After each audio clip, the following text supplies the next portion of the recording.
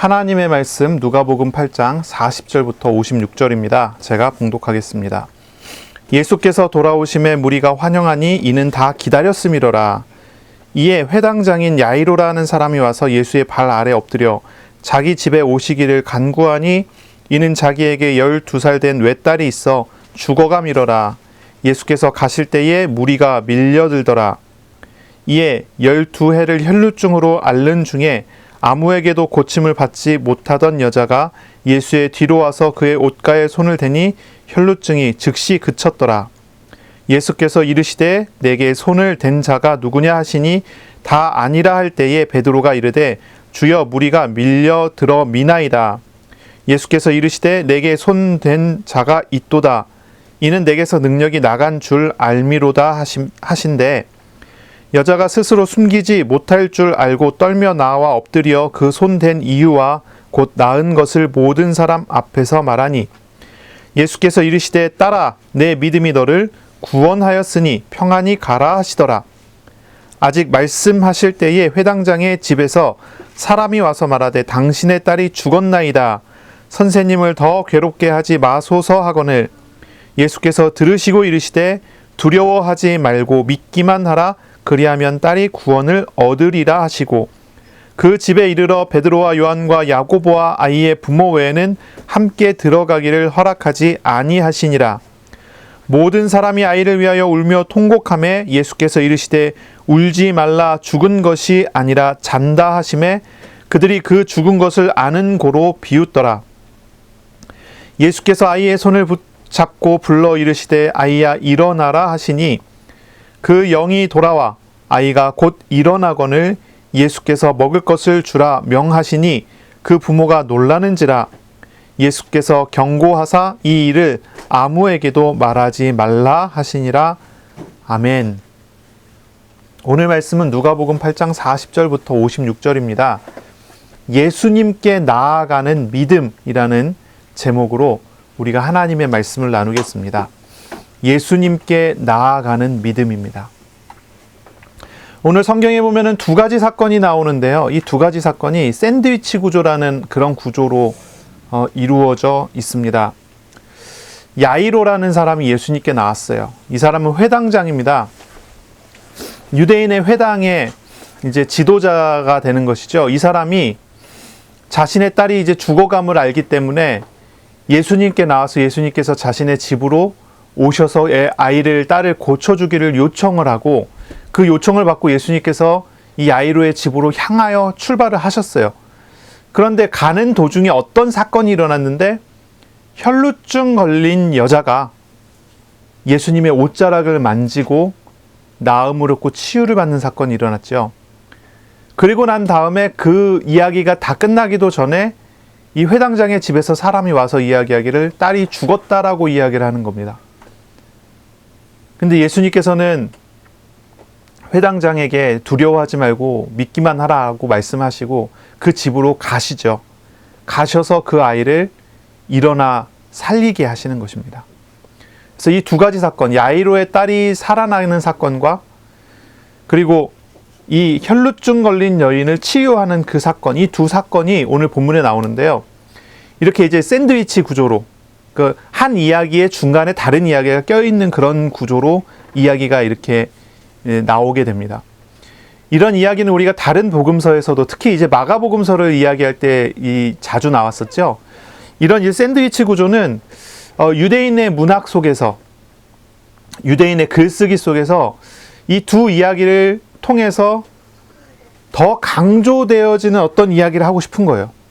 그때 이런 이제 샌드위치 구조를 사용하는데 그냥 단순히 한 가지 이야기를 통해서 한 가지 메시지를 전한다기보다는 두 가지 이야기가 연속돼서 나오면서 이 두 가지가 서로를 보완하고 강조하는 이야기로 연결이 되는 거예요.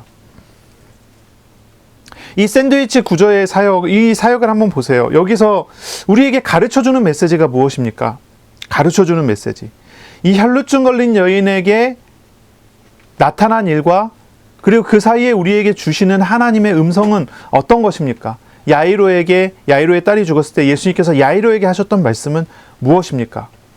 오늘에 나타난 이 본문에서 우리에게 강조하는 것은 믿음입니다. 믿음. 예수님께서는 제자들에게 믿어야 한다는 것을 가르치시는 겁니다. 구원은 어디에서 오지요? 구원은 예수님을 믿는 데서 온다는 것을 가르치는 거예요. 구원은 예수님을 믿는 데서 온다는 것을 강조하는 겁니다. 이 두 사건은 이 믿음에 대한 중요한 메시지를 우리에게 전달해 주는 거예요.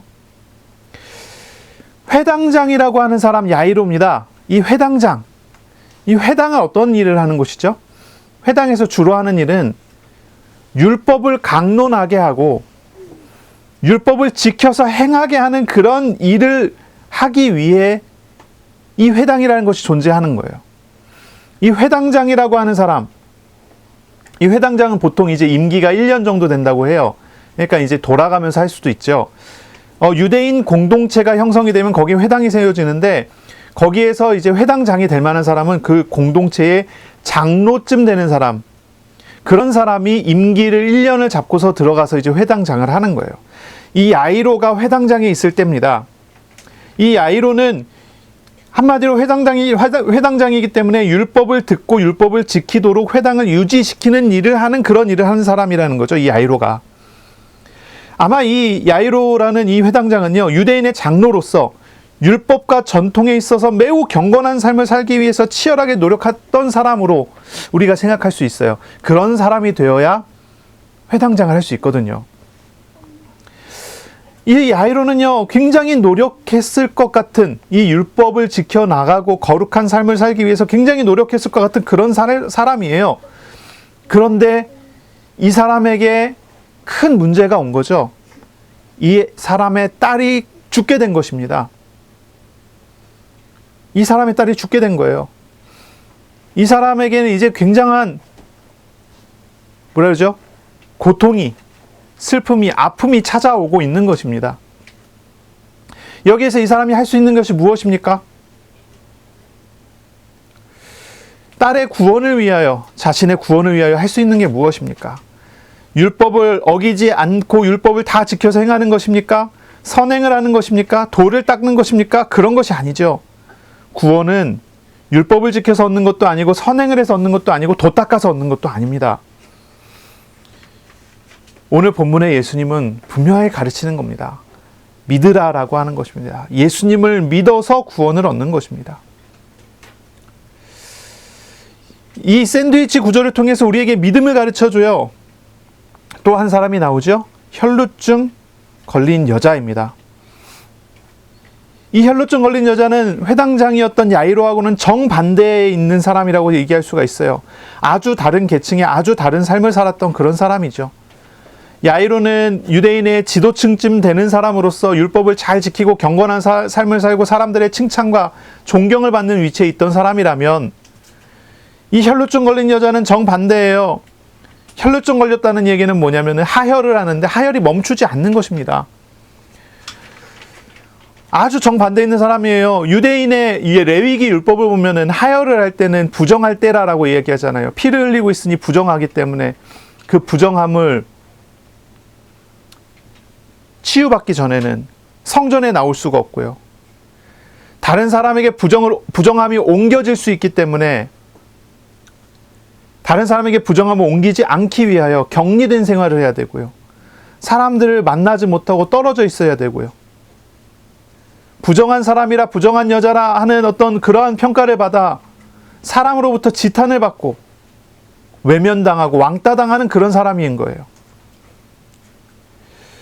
아주 다른 계층이죠. 회당장 야이로는 많은 사람들 앞에 나아가도 사람들에게 존경을 받지만, 이 혈루증 걸린 여자는 사람들 앞에 나가 사람들하고 접촉하게 되면 손가락질 받고 부정함을 옮긴다 하여 미움을 받고 돌로 맞을 수 있는 그런 사람인 것입니다. 이 여자는요, 평생을 살면서 많은 것을 했습니다. 많은 노력을 했습니다. 많은 돈을 들여 자신의 병을 고칠 수 있는 의사를 찾아가 많은 돈을 들여 치료를 하기도 했습니다. 하지만 치료받지 못하고 점점 심해지기만 했죠. 이 여자는 모든 방법과 수단을 다 동원해서 모든 것을 해봤지만 아무것도 그 자신을 치료할 수 있는 힘이 없고 능력이 없는 거예요. 그런 중에 예수님에 대한 소문을 듣고 예수님을 찾아옵니다. 예수님을 만나려고 나와요. 그리고 치료를 받습니다. 치유를 받습니다. 예수님께서는 이 여자에게 말합니다. 너의 믿음이 너를 구원하였다. 이 여자가 치료된 것은 많은 돈을 들여서 의사를 사서 약을 먹어서가 아니지요. 부정함을 떨쳐버릴 수 있는 어떤 의식을 행했기 때문이 아니죠. 바로 예수님을 믿었다라고 하는 것입니다. 바로 이 이야기를 우리에게 주는 거예요. 믿음을 강조하고 믿음에 대한 이야기를 우리에게 주는 것입니다. 자, 야이로는 회당장이라고 했습니다. 이 회당장 야이로. 이 야이로의 친구들은 어떤 사람들이었냐면 바리새인과 서기관 같은 그런 사람들이었을 거예요. 바리새인, 서기관 같은 그런 사람들. 이 사람은 높은 곳에 있어야 예수님을 대적하고 예수님을 싫어해서 예수님을 죽이를 모의를 하는 사람들과 친구가 돼 있을 만한 그런 법한 사람이에요. 율법을 잘 지켜서 행했던 그런 사람들은, 이 율법주의자들은 어땠습니까? 바리새인들 어땠습니까? 굉장히 교만했지 않습니까?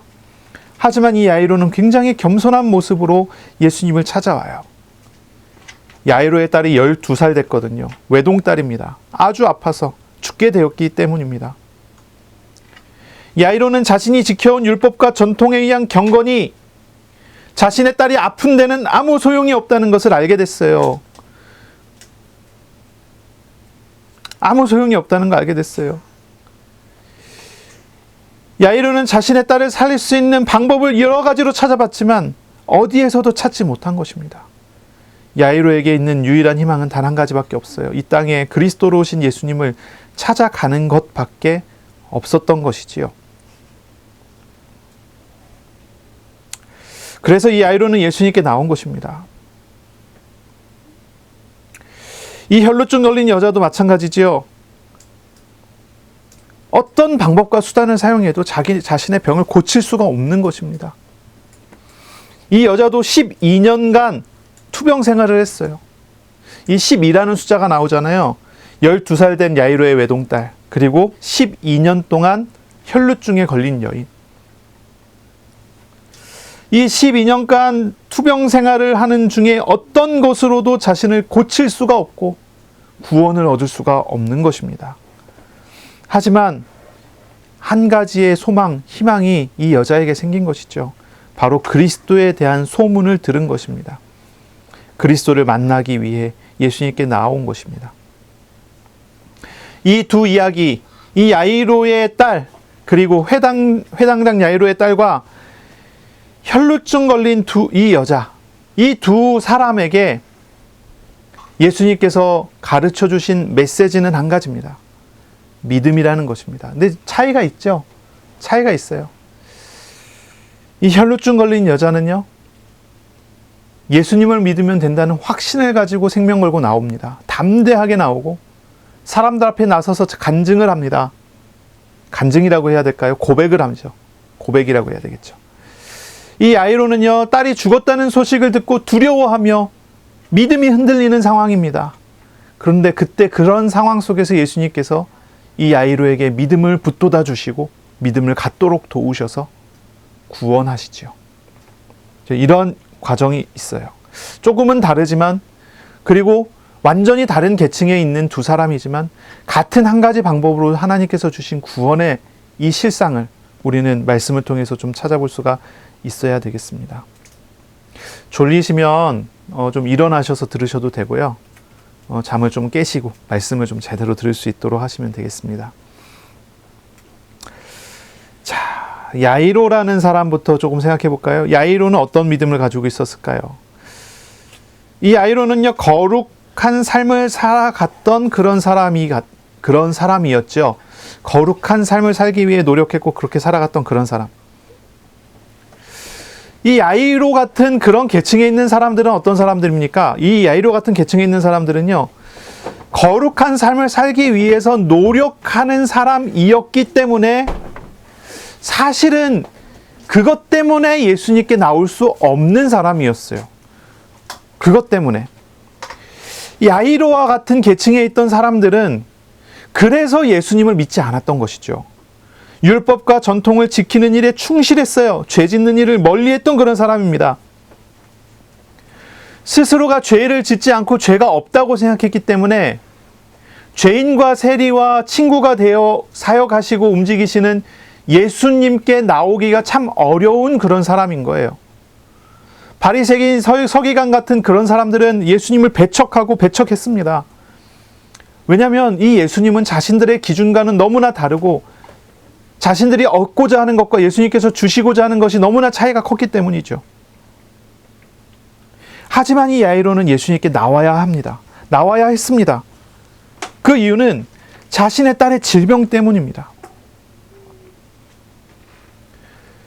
사실 세상적으로 봤을 때는 많은 것을 가진 사람이지요. 재물도 있고요. 사람들로부터 칭찬받는 지위도 있고요. 좋은 인격도 있었을 것입니다. 많은 부분이 사람들 앞에서 존경받고 높임을 받을 만한, 그리고 세상에서 이루어야 할 많은 것들을 대부분 이룬 사람일 것입니다. 하지만 딸의 죽어가고 있는 그것만큼은 어떻게 할 수가 없어요. 절망을 보는 것이죠. 우리가 세상에서 많은 것을 이뤄낸다 하더라도 우리가 영혼이 구원받는 바로 그 일, 우리 육신이 하나님 앞에 구원받는 그 일이 과연 세상에 어떤 이루어진 것을 가지고서 이룰 수 있는 것일까요? 그렇지가 않겠습니다. 반대로 이 혈루증 걸린 여자는요, 아주 부정한 사람이기 때문에 예수님을 만날 수 없는 사람이에요. 야이로는 경건한 사람이기 때문에 예수님 만나지 못하는 사람이었다면, 이 혈루증 걸린 여자는 부정하기 때문에 예수님 만나지 못하는 사람이에요. 이 혈루증에 걸려 있다는 것 자체가 부정한 상태라는 의미라고 그랬죠. 이게 레위기 율법에 나오는 이야기잖아요. 부정한 상태예요. 피를 흘리고 있기 때문에 성전에 나올 수가 없어요. 성전에서는 사람의 피가 아니라 그리스도의 피를 흘려야 되는 곳이잖아요. 성전에서는 양의 피가 흘러야 되는 곳이잖아요. 혈루증 걸려서 부정하기 때문에 예수님 만날 수가 없어요. 혈루증에 걸렸다는 것은 부정한 사람이라는 뜻이고, 또한 이 부정한 사람이라는 것은 다른 사람에게 부정함을 옮길 수 있는 사람이라는 것이고, 이제 뭐 전염병은 아니지만 죄가 옮겨지고 부정함이 옮겨진다고 하는 그런 의미를 담기 때문에 사람들로부터 격리되어 있어야 되는 그런 사람인 거예요. 사람을 접촉하면 안 되는 거죠. 그래서 이 사람은요, 이 여자는요, 12년 동안이나 격리된 채 지낸 거예요. 12년 동안이나. 이 사람은 예수님께 나올 수가 없어요. 예수님 있는 곳에는 많은 무리들이 있잖아요. 다른 사람들을 접촉하면 안 됩니다. 이 여자는 특히 예수님께 접촉할 수 있을까요? 예수님을 접촉하면 어떻게 됩니까? 그럴 수가 없는 것입니다. 만약에 이 사람이 사람들로부터 많이 알려져 있는 여자였을 텐데 12년간 그랬으면요, 자신이 혈루증 걸린 여자로서 무리 앞에 나와갖고 사람들을 터치했다는 것을, 만졌다는 것을 알게 된다면 이 여자는 굉장한 정죄를 당할 수밖에 없는 것 아니겠어요? 그러므로 이 여자도 예수님께 나올 수 없는 그런 사람인 거죠. 하지만 이 여자는 예수님께 나아가야만 하는 사람인 거예요. 유일한 소망이 예수께 있기 때문이죠. 사실 이 두 사람 모두가 어떻습니까? 자신이 가진 것, 자신의 처지, 자신의 상황, 자신의 형편에 따르면 절대로 예수님께 나올 수가 없는 거죠. 하지만 이 두 사람 모두 자신의 모든 것을 다 내려놓고 예수님께 나옵니다. 야이로는 자신의 모든 경건과 자신의 생활과 자신의 삶, 자신의 친구들, 자신의 지위 다 내려놓습니다. 예수님을 죽일 모의를 하고 있는 바리새인과 서기관들, 유대의 상류층들의 모의를 알고 있었겠지요. 회당장이니까요. 그러나 다 내려놓고 나옵니다. 오직 한 가지를 요구하는 것입니다. 오직 한 가지를 찾는 것입니다. 그것이 바로 자신의 딸의 치유이며 구원인 것이지요. 이 여자도 마찬가지입니다. 예수님께 나온다 한다는 것, 부정한 사람으로서 예수님께 나와 예수님을 만나려 한다는 것은 무엇입니까? 부정함을 옮길 수 있는 일이고, 어쩌면 그것 때문에 돌에 맞아 죽을 수 있는 일 아니겠습니까? 자신의 생명을 걸고 자신의 목숨을 내려놓고 예수님을 만나러 나오는 것이지요. 이 두 사람은 완전히 다른 사람들이에요. 완전히 다른 계층에 있었고 완전히 다른 사람들이지만 단 한 가지의 공통점을 가지고 예수님께 나왔어요. 그 공통점이 뭐예요? 지금 계속 얘기하는 거죠. 믿음입니다. 믿음. 예수님을 믿는 믿음을 가지고 나옵니다. 바로 이 샌드위치 구조는 예수님을 향한 믿음, 이것을 강조하는 거예요. 이걸 이야기하는 거예요. 그래서 예수님께서 구원하신다는 것을 강조하는 거예요. 예수님께서는 전혀 다른 계층의 전혀 다른 삶을 사는 이 두 사람에게 구원하시기 위하여 필요한 동일한 한 가지를 요구하셨는데 그것이 바로 믿음이에요. 전혀 다른 상황이라도 환경이라도 삶이 다른 그런 삶을 살아간다 하더라도 우리 주님께서 요구하시는 한 가지가 있다는 것을 우리는 기억해야 됩니다. 하나님은 나에게 뭘 요구하십니까? 바로 믿음입니다. 믿음이에요. 어떤 사람은 이렇게 얘기할지 모르겠습니다. 나는 세상에서 성공된 사람이고, 나는 사람들에게서 존경받는 사람이고, 나는 괜찮은 사람이고, 돈도 많은 사람이고, 헌금도 많이 할 수 있는 사람이고, 그러면은 하나님께서 나를 귀히 여겨주지 않겠느냐? 또 어떤 사람은 생각합니다. 나는 아프고 병들고 죄인이고, 나는 사람들에게 피해를 주고, 나는 사람들에게 전염병을 옮길 수 있고, 나는 사람들에게 악한 영향을 줄 수밖에 없는 그런 사람이기에 내가 교회 가서 하나님을 찾는다 한다면 하나님께서 나를 싫어하시지 않을까? 그렇습니까? 그렇지 않다는 것을 말씀하시는 거예요. 그렇지 않다는 거예요. 하나님께서는 그런 것을 아무것도 보시지 않습니다. 한 가지를 요구하실 뿐입니다. 우리의 구원에는요, 우리의 재물이 필요가 없습니다. 우리의 구원에는 우리의 심각한 죄악이 회방하는 것이 아닙니다. 우리 구원에 필요한 것은 예수님을 믿는 믿음이라는 것이죠. 그것을 우리에게 이야기를 하는 것입니다. 세상적인 많은 것을 가진 사람이라 하더라도 그가 구원받기 위해서는 그 세상적인 많은 재물과 많은 것들을 내려놔야 합니다. 그것으로는 하나님께 나갈 수 없습니다. 그것은 하나님의 나라에 들어가는 회방꾼이 될 뿐입니다. 방해물이 되는 거예요. 장애물이 되는 거예요. 내가 가지고 있는 심각한 죄가 있다. 정말로 주님 앞에 내려놓고 주님께 회개하고 주님께로 나아가야 합니다. 그런 사람을 하나님께서 구원하시는 거죠. 우리가 이런 질문을 해야 됩니다. 왜 예수님을 믿는 믿음을 가져야 합니까? 왜냐하면 우리 예수님께서 세상 죄를 지고 가는 하나님의 어린 양으로 우리에게 오셨기 때문입니다. 죄인은 스스로 자신의 죄를 해결할 길이 없기 때문에, 죄의 값이 죽음이잖아요. 죽으면 끝이잖아요. 죽기 전에 구원을 받아야 되는 거 아닙니까? 그러므로 하나님께서 죄인의 죄를 짊어지시고 죄인 대신 고난과 고통과 죽임을 당하기 위해 오셨기 때문입니다. 그래서 예수님을 믿어야 하는 것입니다. 우리에게 주신 하나님의 말씀 성경을 통해서 하나님께서 우리에게 인간의 문제를 진단해 주셨습니다. 인간의 문제는 무엇입니까? 인간의 가장 큰 문제는 죄의 문제입니다. 이로 인해서 인간이 이 죄 때문에 모든 정신적인 문제, 육신적인 문제, 사회적인 문제, 영적인 문제를 당하게 됐다는 것을 성경은 우리에게 분명하게 이야기하고 가르쳐주고 있어요. 왜 예수님께서 2000년 전에 사람의 몸을 입고 이 땅에 오셨습니까? 성경은 우리에게 답을 주세요. 예수님께서 이 땅에 오신 이유가 인간이 가지고 있는 근본적인 문제인 죄의 문제, 영적인 고통을 해결하기 위해서 오셨다는 것이에요. 예수님께서 이 땅에 오신 가장 근본적인 목적은 우리를 사로잡고 있는 인간을 노예 만들고 포로 만들고 끌고 다니고 가두어 놓는 죄의 문제를 해결하기 위해서라는 것이죠. 예수님께서는 공생의 사역 시작하시며 설교하셨습니다. 주의 영이 임하여 가난한 사람, 억눌린 사람, 갇힌 자, 이런 사람들을 구원하시겠다라고 하시는 것입니다. 예수님께서는요, 바로 이런 사역을 하기 위해서 오신 것이죠. 죄인에게 오셔서 죄를 짊어지시고 사람들의 문제를 짊어지시고 십자가에 죽으시기 위해서 오신 것입니다. 바로 이 예수를 믿는 것이 우리를 장악하고 있는 근본적인 문제에서 구원을 얻는 길이 되는 것이지요.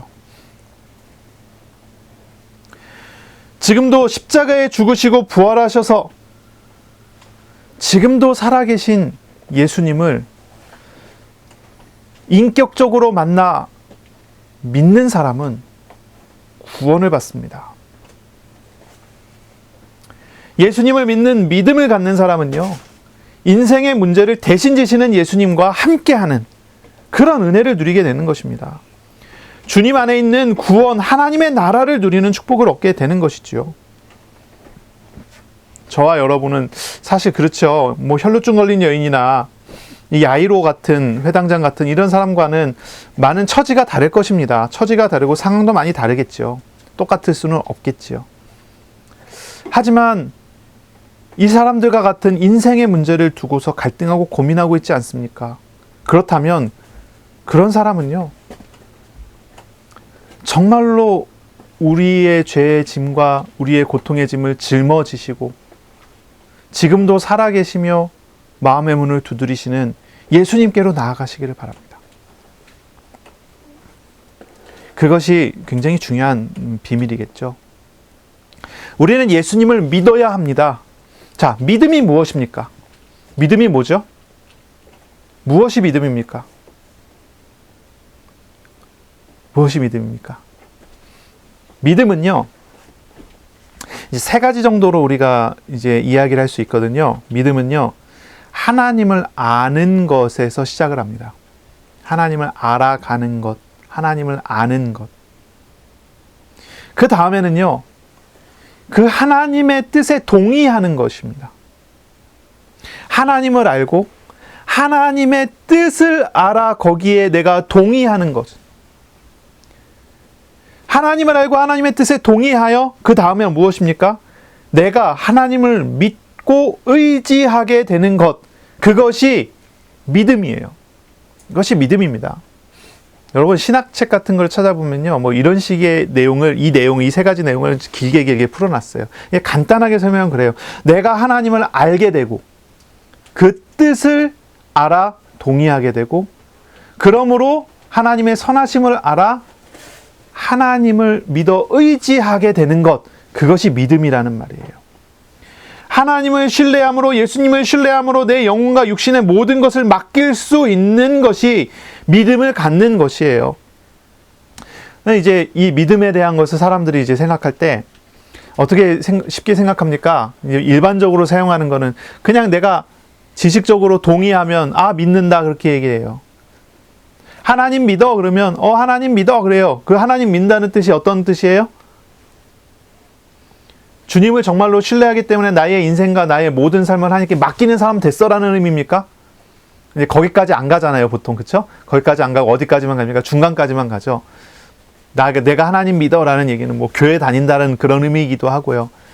아니면 내가 구원받도록 예수님의 오심을 내가 잘 알고 그분을 받아들였어까지만 되기도 하고요. 그쵸? 그러나 진짜 믿음은 뭐냐면 주님을 신뢰함으로 나의 영혼과 육신의 모든 것을 맡기는 그런 상태가 됐다는 것이 믿음을 가졌다는 거예요. 이 믿음에서 굉장히 중요한 것은 뭐냐면 내 마음대로 믿지 않아야 된다는 거예요. 내 마음대로 믿지 않는다는 거예요. 내 마음대로 하지 않는다는 거예요. 그게 믿음에서 중요한 거예요. 어떻게 믿어야 됩니까? 내 마음대로 안 믿는다면 어떻게 믿어야 됩니까? 성경에서 가르치는 대로, 다른 말로는 하나님께서 가르쳐 주시는 대로 믿는 것이 믿음이에요. 그래서 우리가 이 믿음에 대해서 얘기할 때 하나님을 알고 하나님의 뜻을 알아 동의하는 것을 이야기하잖아요. 그러므로 내 자신을 맡길 수 있는 거 얘기하잖아요. 그런데 여기서 내 마음대로 믿어버린다. 그러면은 이제 바른 믿음이 아닌 거예요.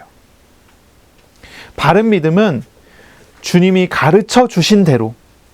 오늘 말씀 한번 보세요. 혈루증 걸린 여자와 야이로에게 예수님께서는요, 바른 믿음 갖도록 하시잖아요.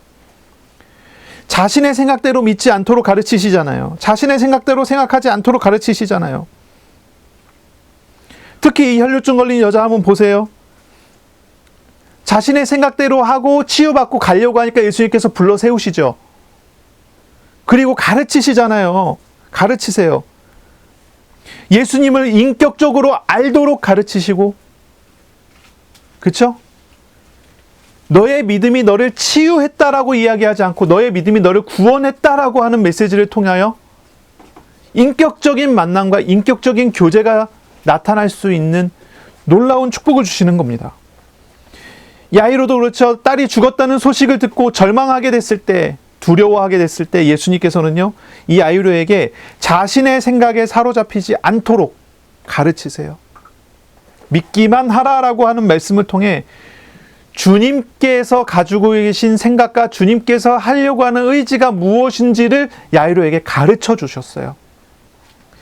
진짜 믿음이 뭐예요? 내 생각대로 하는 것이 아니라 말씀하시는 하나님의 마음을 따라가는 것. 그것을 가르치시는 거예요. 저와 여러분에게 오늘 하나님이 주시는 말씀을 통해서 우리도 이 바른 믿음을 배워가야 할 거예요.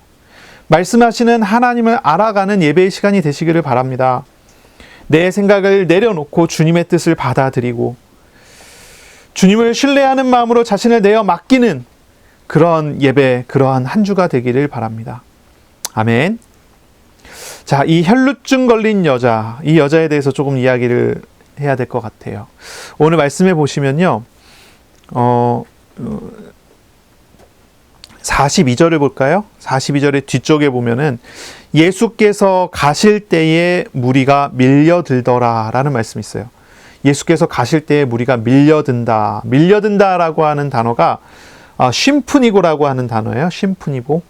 이 단어는 밀어낸다, 막는다, 밀어낸다, 압박하면서 밀어낸다, 뭐 이런 뜻이에요. 예수님께서 야이로의 딸의 이 대해서 들으시고 야이로와 함께 길을 떠나서 길을 가시는데 많은 무리가 예수님의 길 앞에 서서 예수님을 밀어내요. 예수님을 막아내요. 막는단 말이에요. 이 막는다는 단어, 이 심푸니고라는 단어가 중요한데 왜 그러냐면 이 바로 앞에 나오는 씨 뿌리는 비유 있잖아요. 그 씨 뿌리는 비유에서도 이 단어가 나왔어요. 이 단어를 바로 이어서 썼다는 것 자체가 무슨 의미를 이야기하냐면 연결되어 있다는 그런 뜻이기도 하겠죠. 예수님께서 길을 가는 도중에 무리들에게 막혔는데 심포니고는 이제 씨 뿌리는 비유에서 가시떨기 밭에서 재물과 염려와 이런 것으로 인하여 기운이 막혀 자라지 못한다고 했을 때 기운을 막는다는 단어가 심포니고예요. 그 단어와 똑같아요. 그러니까 이제 가시떨기 밭에 뿌려진 씨앗을 생각하면 돼요. 씨앗은 뿌려져서 싹이 나서 열심히 자라나야 되는데 세상적인 염려와 세상적인 문제들에 얽매여서 열매 맺지 못하게 되는 그런 상태에 있다는 거예요. 예수님께서는 이제 열매 맺기 위하여, 구원하기 위하여, 사역하기 위하여 예수님께서는 가셨어요. 사역하고 구원하시기 위하여 야이로의 집을 향해 가셨어요. 가시는 중이에요. 그런데 가시는 중에 막혔어요. 누가 막아요? 무리들이 막아요. 이 무리들이 왜 막습니까? 이 무리들로 인하여 열매 맺으러 바로 갈 수가 없게 됐다는 그런 뜻으로 이렇게 이야기를 하는 거예요. 이 본문이요. 야이로의 딸의 집에 바로 가야 되는데 바로 갈 수가 없었어요. 무리들로 인하여.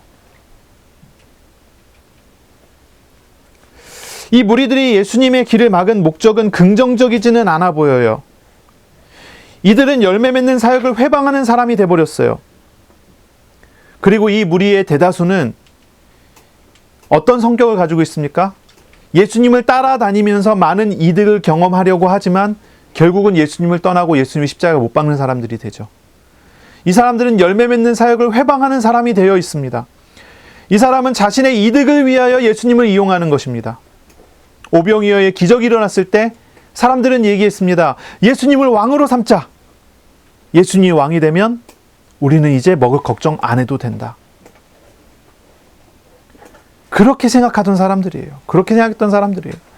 예수님께서 질병 치료하는 일을 많이 하니까요, 사람들이 모여서 예수님을 왕으로 삼자. 그러면 내가 질병 걸렸을 때 나를 고쳐주시지 않겠냐. 자신들의 이득을 위하여, 자신의 판단과 자신을 위하여 예수님을 자신의 뜻대로 믿으려고 하고 예수님을 이용하려고 하는 그런 모습이죠. 이게 확실히 대조가 되는 거예요. 혈루증 걸린 여인과 야이로의 믿음, 그리고 이 무리들의 믿음을 확 대조를 시킵니다. 이게 진짜 무슨 믿음이냐. 열매 맺기를 회방하는 믿음이에요.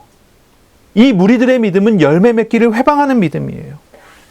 그런데요, 혈루증 걸린 여인과 이 야이로의 믿음은요, 물론 주님의 도우셨지만요, 열매 맺게 되는 믿음이에요. 차이가 많이 나죠. 내 생각대로 하는 것은 열매 맺지 못하게 됩니다. 열매 맺지 못하는 정도가 아니라 열매 맺기를 회방하게 돼요. 야이로의 딸이 죽어가고 있어요. 예수님 빨리 가셔야 돼요. 구원하시는 사역을 하셔야 돼요. 그런데 무리가 막아내는 거예요. 막아내고 있어요. 길을 못 가도록 막고 있어요. 밀어내고 있는 것입니다.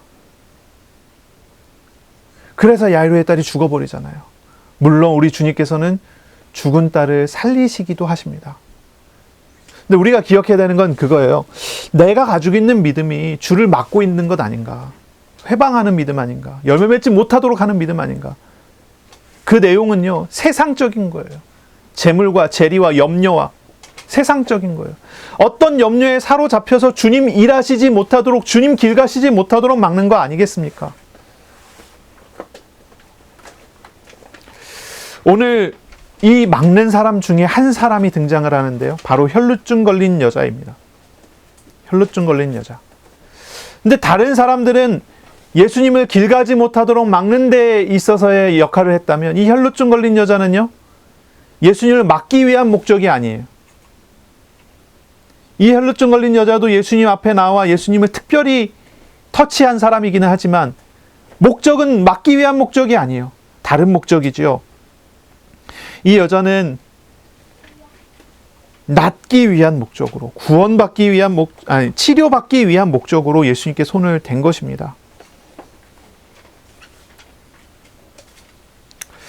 이 여자는 예수님을 믿는 믿음을 가지고 나온 것입니다. 어떤 것으로도 자신을 구원할 수 없었고, 이 사람이 사실은 재물이 많았나 봐요. 이 여자가요. 재물이 많았던 것 같아요. 많은 재물을 12년 동안 치료받기 위해서 의사를 청해서 계속 치료를 받으면서 그 재산을 다 탕진해버렸어요. 다 잃어버렸어요. 마태복음에 나오죠. 이 여자가 재물을 다 잃어버렸어요. 가난해져 버렸어요. 엄청 가난해진 사람이 돼버렸어요. 이 여자는 원래 이 병이 있기 전에는 괜찮았었던 것 같아요. 돈도 있고. 근데 이 병에 걸리고 난 다음에는 완전히 추락해버린 것입니다. 아주 가난해져 버렸어요. 아주 낮은 위치가 돼버렸어요. 아프기도 합니다. 부정한 상태로 사람들의 멸시를 받습니다. 12년간 격리된 채 살아갑니다. 오랜 투병으로 인해서 외롭고 지치고 고통스럽고, 구걸하지 않으면 먹을 수 없고, 그런 거죠. 그런데 이 사람이 한 가지 소문을 듣기를, 예수님에 대한 소문을 들었어요. 예수님에 대한 소문. 그리고 생명 걸고 예수님께 나오는 거예요. 생명 걸고. 그리고 와서 다른 거 하지 않습니다. 예수님의 길을 막지 않습니다. 예수님의 옷자락을 만지면 나을 것이다 라는 믿음을 갖고 나옵니다. 그리고 예수님의 옷자락을 만졌어요. 그 즉시 나아버렸습니다. 그 즉시 나았어요.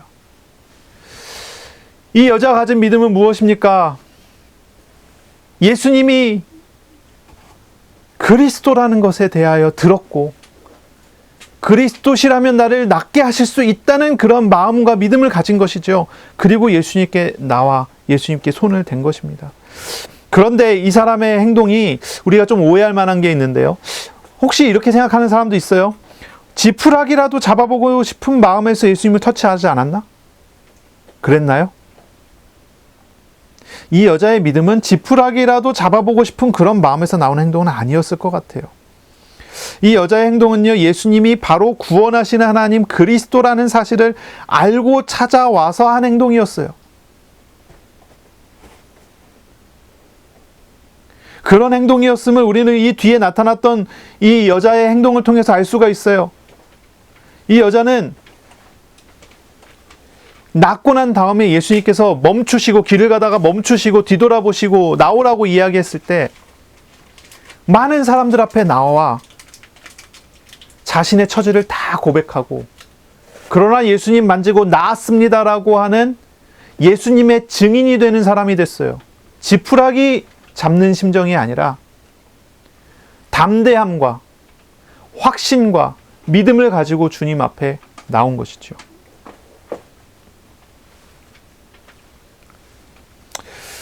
모두에게 외면을 당했던 사람입니다. 이 여자는 모두에게 외면을 당했어요.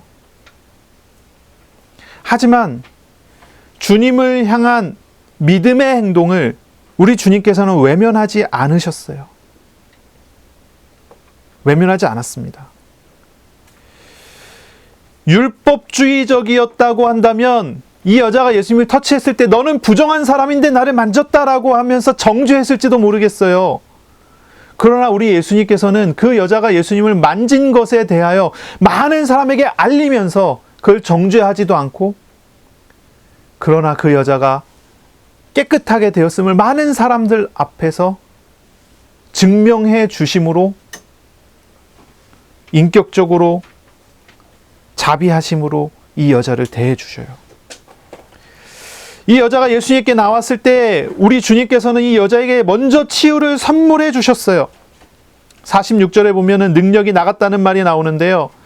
이 말은 예수님께서 예수님의 몸에 능력을 쌓아두고 있다가 능력이 나가고 능력이 비워졌다, 이런 얘기가 아니고요. 예수님으로부터 능력이 나갔다는 말은 예수님께서 가지고 계신 능력이 발휘되었음을 의미하는 거거든요. 그러니까 이제 이 여자가 예수님께 나와갖고 예수님을 터치했을 때 먼저 우리 주님께서는 이 여자의 병을 고쳐주셨어요. 고쳐주시는 걸 우선하셨죠. 예수님께서는 이 혈루증 걸린 여자가 고쳐졌다는 것을 이미 아시면서도 멈춰서 이 여자를 부르세요. 누가라고 하는 단어를 써서 부르세요. 이건 무엇입니까? 이 여자가 억압적으로 불림을 받지 않도록 우리 예수님께서는 스스로 자진하여 이 여자가 예수님 앞에 나오기를 요청하신 것입니다. 강제적이거나 억압적이지 않았어요. 스스로 자신의 중심으로 나오기를 기다려 주셨어요. 그리고 이 여자는 스스로 예수님 앞에 나왔습니다. 이 만남, 이 여자가 자발적으로 주님 앞에 나와서 주님을 만나주는 이 만남을 통해서 우리 주님은 이 여자를 인격적으로 만나주시고 단순한 질병의 치유를 넘어서 구원을 선포하시는 은혜를 주신 것입니다. 구원을 선포하시죠. 너의 믿음이 너를 치료했다라고 이야기하신 게 아니에요. 이 치료를 포함하는 훨씬 더 큰 범위의 축복을 주시기를 너의 믿음이 너를 구원하였다라는 말씀을 주세요. 더 나아가 우리 주님께서는 이 여자에게 평안을 선포하십니다. 평안을 선포하세요. 48절에 평안히 가라라고 말씀을 하세요. 이 단순한 이제 인사말로서의 샬롬이 아니라 주님을 만나 구원을 받은 사람으로서의 평안이 이 여자에게 이미 왔음을 선포하시는 것이죠. 또한 그 정도가 아닙니다. 우리 주님께서는 이 여자를 두고 말씀하시기를 이런 호칭을 쓰시거든요. 딸아라는 호칭을 쓰시거든요. 딸이라고 부르세요. 딸. 이 호칭을 통해서 우리 예수님께서는 이 여자를 하나님 나라의 영적인 가족됨을 허락하신 것으로 우리가 이해를 할 수가 있어요. 딸이라고 하는 단어 참 중요하지 않습니까? 오늘 성경에 오늘 읽은 본문에 딸이 2명이 나오잖아요. 한 명이 이 하나님 나라의 영적인 하나님 자녀가 되는 이 혈루증 걸렸던 여자이고요. 또 한 명은 누구죠? 야이로의 딸이에요. 야이로가 자신의 모든 지위와 자신의 모든 것을 포기할 만한 마음을 가지면서까지 살려야 하는 딸. 얼마나 소중하고 얼마나 귀중합니까? 얼마나 보배 같은 그런 딸입니까? 그런 딸과 야이로의 그 딸과 모두에게 버림을 받아 있었지만 이제 새롭게 하나님 나라의 딸이 되는 이 혈루증 걸렸던 여자, 이 두 명의 딸에 대한 이야기이기도 해요. 이 혈루증 걸렸던 여자, 모두에게 외면을 당했었던 바로 그 여자가 이제 얼마나 이제 하나님 나라에서 이 야이로의 딸처럼 귀중하고 소중한 사람이 되는지를 우리는 이 비교를 통해서, 이 두 사건의 비교를 통해서 우리는 또 배울 수가 있고 알 수가 있는 것이죠. 하나님께서는 모두의 외면을 당했던 그런 사람이지만 딸로 삼으시고 은혜를 주시고 귀중히 여기시고 함께 하시는 은혜를 베풀어 주시는 것이지요. 예수께서 이 여자에게 베푸신 이 놀라운 은혜의 선물들은 이 구원하심과 치유하심과 하나님의 가족 되게 하시는 이 모든 것은 오직 한 가지, 예수 그리스도를 믿는 믿음 안에서 회복하시는 축복이라는 것을 우리는 기억을 해야 될 거예요. 우리가 뭔가를 잘해서 되는 게 아니고요. 우리가 뭔가를 못했다고 안 되는 것도 아니고요. 바로 우리 예수께 나아갈 때 되는 것입니다. 우리 주님께서는 그리스도를 만나기 위해 오직 예수님에 대한 소망과 신뢰를 두고 찾아온 비참한 영혼을 외면하지 않고 생명을 허락하여 주신 것이지요. 한편 야이로는 딸의 죽음의 소식으로 인하여 굉장히 두려워하고 있었어요. 아직 살아 있었다면 치료받을 가능성이 있을 거라고 생각했었는데, 그렇다면 이제 죽었다고 한다면은 끝이 아닙니까? 어떤 수단과 능력을 동원해도 이제 불가능한 상태가 된 것이 아닌가요? 이제 이런 두려움에 휩싸여 있었던 것 같아요. 이에 예수님께서 이 야이로에게 말씀하시기를 두려워하지 말고 믿기만 하라. 그리하면 딸이 구원을 얻으리라. 이런 말씀을 예수님께서 이 야이로에게 하시거든요. 이 야이로가 굉장히 두려워하고 있는 거예요. 두려워하고 있는 거예요. 두려워하고 있는 이 야이로에게 우리 예수님께서는요, 말씀을 전해주시면서 도닥여주시고 야이로의 연약한 믿음을 온전히 가질 수 있도록 도우세요. 물론 이 말씀을 하실 때는 야이로가 한 가지 목격을 했죠. 이 혈루증 걸린 여자가 살아나는 거를, 회복되는 거를, 치유되는 거를 봤잖아요. 회당장이기 때문에 그 여자를 알고 있었을 거예요. 예수님께서 그 여자와 터치가 됐다는 사실을 알고도 이 사람은 율법으로 정죄하지 않고 기다리고 있었어요. 예수님에 대한 믿음 가지고 기다리고 있었죠. 치유됐다는 사실을 보고 또한 소망을 가지고 있었어요. 아, 내 딸도 치유될 것이다. 그런데 절망이 와요. 죽었다는 소식으로 인하여 절망이 와요. 사람들의 믿음이 야이로 같은 마음, 야이로 같은 믿음을 가진 사람들이 많아요. 어쩌면 대다수일지도 모르겠어요. 어떤 믿음입니까? 한계를 정해놓고 하나님을 믿는 거예요. 한계를 정해놓고, 여기까지만이라는 한계를 정해놓고, 이걸 넘어서는 것은 하나님의 일이 아니다라는 한계를 딱 정해놓는 거예요. 아이가 살아있을 때는 소망이 되는 거예요. 그런데 아이가 죽으면 소망이 없는 거예요. 자기 생각 안에서 하나님을 가두어 놓고 그 자기 생각에 의해서 판단을 하는 거죠. 그런 생각 하는 거예요.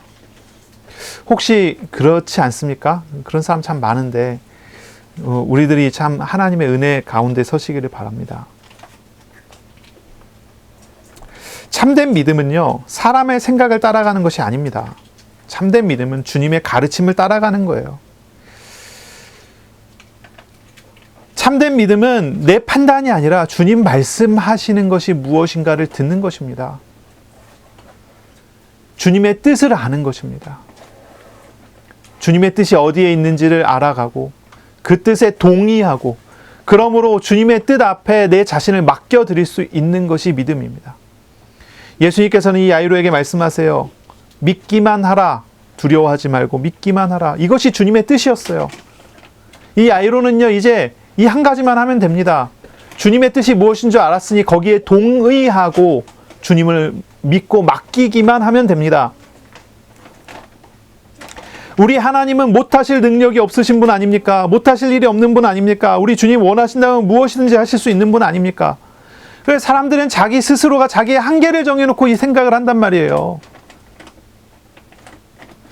합리적인 생각, 이거 참 좋습니다. 합리적인 생각 참 좋은 거예요. 그렇죠?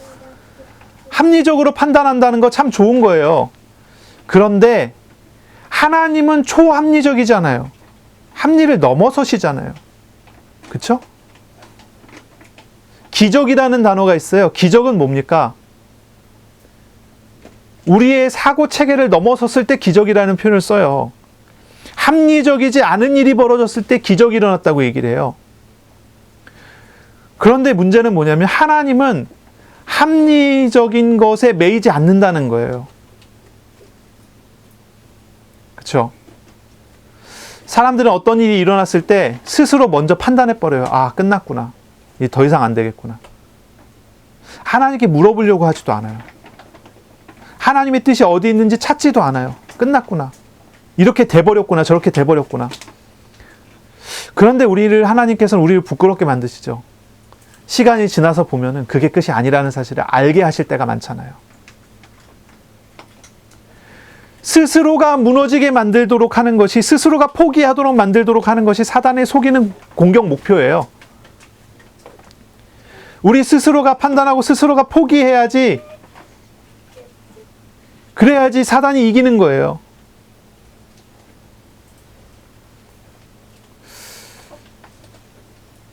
우리 주님을 믿는 참된 바른 믿음을 가지시기를 바랍니다. 이 두 사람 자꾸 계속 이렇게 비교되잖아요. 혈루증 걸린 여자는 간절한 마음과 소망과 예수님이 그리스도라고 하는 믿음을 갖고 나와 옷자락을 만져서 치유를 받고, 치유를 받은 다음 예수님을 인격적으로 만나는 기회를 예수님께서 주셔서 인격적으로 만나 구원을 받아요. 이 혈루증 걸린 여인은요 아주 담대해요. 확신이 있고요. 많은 사람들 앞에 정죄당할 만한 그런 자리에 담대히 나와 자기 고백을 다 하는 사람이에요. 이 회당장 야이로는요 두려워해요. 두려워하는 그런 처지에 처했어요. 어떻게 할 수가 없는 거예요. 믿으려고 해도 믿어지지가 않는 그런 상황이 되는 거예요. 예수님을 믿어야 되는데 자신의 현실을 믿고 싶은 거예요. 아니, 자신의 현실에 얽매이게 되는 거예요.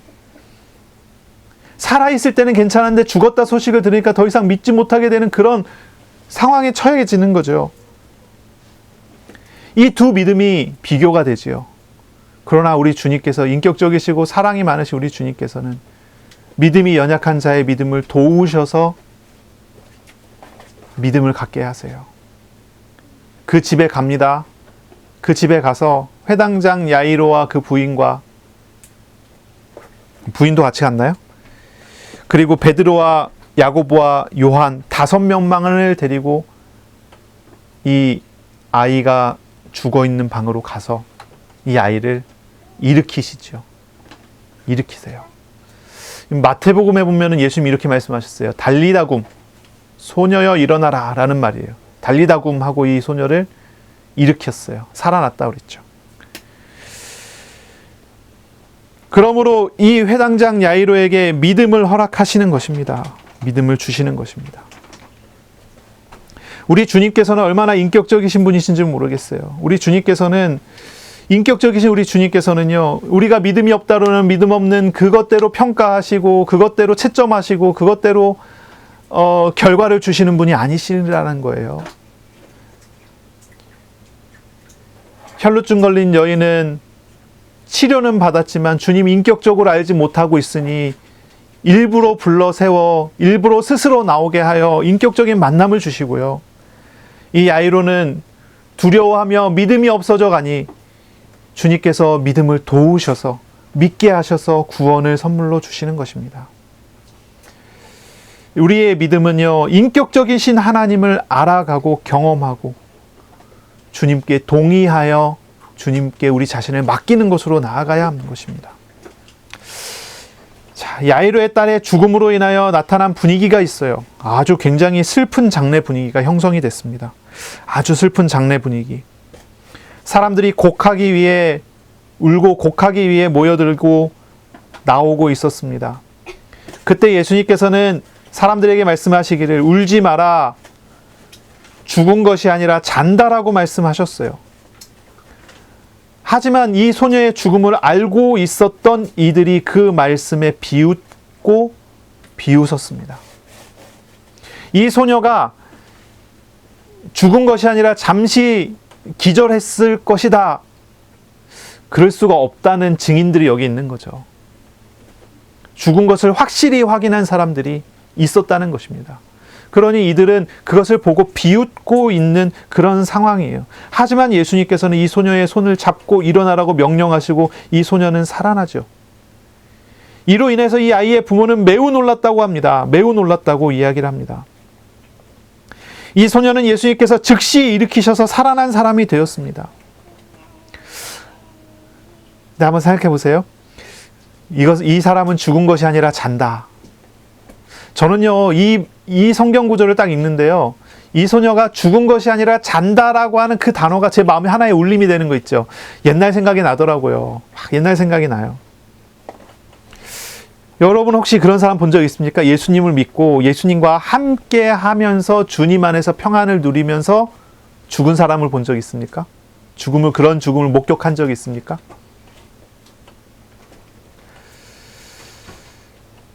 아니면 반대로 불신자, 안 믿는 사람이 어떻게 죽는지 그 죽음을 목격한 일이 있습니까? 아마 저 같은 경우는 일반화시키기에는 너무 표본이 적을 거예요. 저는 몇 사람 많이 보지 못했어요. 몇 사람밖에 못 봤어요. 근데 저는 그런 사람 봤어요. 주님과 함께 살아가다가, 주님과 함께 살다가 죽음의 때에 됐을 때 하나님의 평화를 누리면서 주님 안에서 평안한 잠이 들어서 다시 깨어날 것을 약속하듯이 죽는 사람을 몇 명 봤어요. 죽는 자리에 제가 있었거든요. 몇 명 있었어요. 전 봤어요. 그런데요, 그래서 그랬는지 몰라도 이 말씀을 읽는데 고개가 끄덕여지고요. 하나의 감동이에요. 이 소녀가 죽은 게 아니고 잔다고 하는 그 말씀이 하나의 울림이 되는 거 있죠. 그렇다라는 생각이 들어요. 맞다. 예수님 믿은 나는 자는 것이다. 영생이 있구나. 주님 안에 있구나. 주님 안에 평안이 있구나. 예수님께서 혈루증 여인에게 평안을 선포하셨잖아요. 잔다라고 하는 그 단어 안에 평안이 딱 담겨져 있는 게 느껴지는 거 있죠. 이 말씀은요, 이 여자아이, 이 야이로의 딸에게만 적용되는 말씀이 아니고요. 모든 주 안에서 죽은 사람에게 다 적용되는 그런 말씀이에요. 주님 안에서 부름받은 영혼들은 분명히 죽은 다음에 내세의 천국에 있을 것이잖아요. 그리고서는 주님의 재림의 때에는 부활의 몸으로 다시 일어날 사람들이잖아요. 잠에 들었지만 이게 몇백 년 후, 몇천 년 후가 될지 모르지만 주님의 재림의 날에 다시 일어날 사람들. 그러기에 우리에게 소망이 있는 것 아닙니까? 죽음조차도 이기지 못하는 소망이 그리스도 안에 있다는 것을 우리에게 가르쳐주는 메시지가 아닙니까? 참으로 그리스도를 믿는 저와 여러분 우리들은요, 영원을 소망하면서 사는 그런 사람이라는 것입니다. 이 소녀는 예수님께서 즉시 일으키셨지만 이 소년하고는 다른 모양으로 저는 주님 안에서 죽은 영혼들 함께 주님의 날에 부활의 때 달리다굼 하시며 일으키실 것을 소망하게 됩니다. 그리스도 안에서 참된 믿음을 가지시길 바랍니다. 어떤 믿음입니까? 어떤 믿음입니까? 하나님을 알기에, 주님의 뜻에 동의하기에 주님께 우리 자신을 맡기는 그런 믿음입니다. 이것을 갖는 것입니다. 그리고 또한 어떤 믿음입니까? 나의 생각에, 사람의 생각에 사로잡히는 그런 생각에 따른 믿음이 아니라 주님의 가르침을 알아가며 그 앞에 주님의 선하심을 뜻을 알고 순종하는 그런 믿음입니다. 내가 정해놓은 한계를 따라가는 것이 아니라 주님 가르치심을 따라가는 그런 믿음입니다. 그래서 결국은 죽음조차도 이겨내는 영원한 세계를 바라보는 하나님의 나라를 누리는 그런 믿음입니다. 주님 말씀을 묵상하면서 한 주간 주님과 함께 교제하고 주님을 더욱 믿음으로 섬겨나가는 그런 복이 있으시기를 예수님의 이름으로 축원합니다. 아멘. 기도하겠습니다. 하나님 감사합니다. 혈루증 걸린 여인과 야이로의 딸의 이야기를 통해 우리에게 믿음 설명해 주시니 감사합니다. 하나님 더욱 온전하고 바르게 알아가고 믿음으로 세워져 가는 우리 사랑하는 하나님의 사람들 다 되게 하여 주옵소서. 예수님 이름으로 감사하며 기도합니다. 아멘. 우리 구주 예수 그리스도의 은혜와 하나님의 사랑하심과 성령의 교통하심이 이제로 영원까지 항상 함께 있을지어다. 아멘.